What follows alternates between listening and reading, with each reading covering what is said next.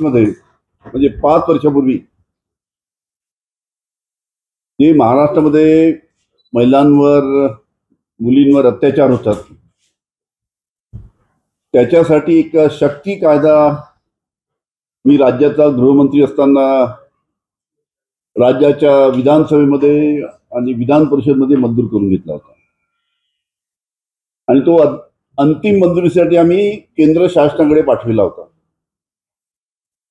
पण मधल्या काळामध्ये आपल्याला माहित आहे की आयपीसी आणि सीआरपीसी त्याऐवजी आता नवीन संहिता जी आली आहे बीएनएस, त्याच्यामुळे 1 वर्षापूर्वी केंद्र शासनाने राज्य शासनाला पत्र पाठवून कळवलं की तुम्ही एक समिती गठीत करा।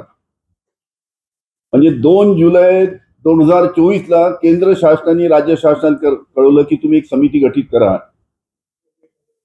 आणि समिती गठीत करून हे जो नवीन आता आयपीसी सीआरपीसीच्या जी बीएनएस आलेला आहे त्याच्या तरतुदीनुसार तुम्ही समिती गठीत करून त्याचा अहवाल आमच्याकडे पाठवा जेणेकरून आम्हाला अंतिम मंजुरी देता येईल।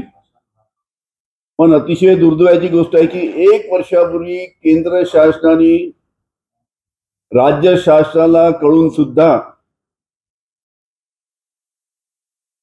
समितीचं गठन झालं नव्हतं। आता नुकतंच समितीचं गठन झालेलं आहे। म्हणजे 1 वर्ष केंद्र शासनाने कळून सुद्धा समितीचं गठन झालं नाही।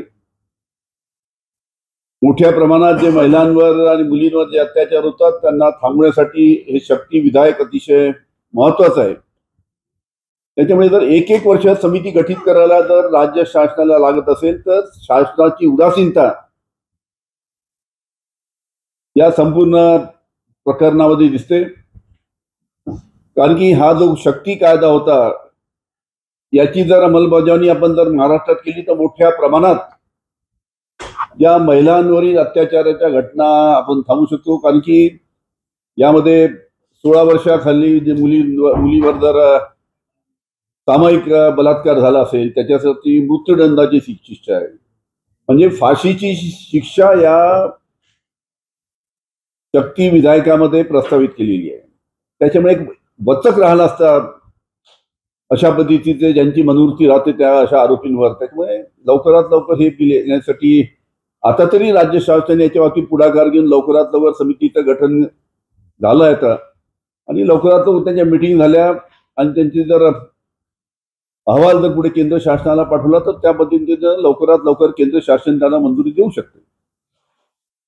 त्याच्यामुळे लवकरात लवकर याच्या बाबतीत राज्य शासनाने पावलं उचलली पाहिजे आणि ही उदासीनता ज्या महिलांवर आणि मुलींवर जे अत्याचार होतात ती दूर केली पाहिजे।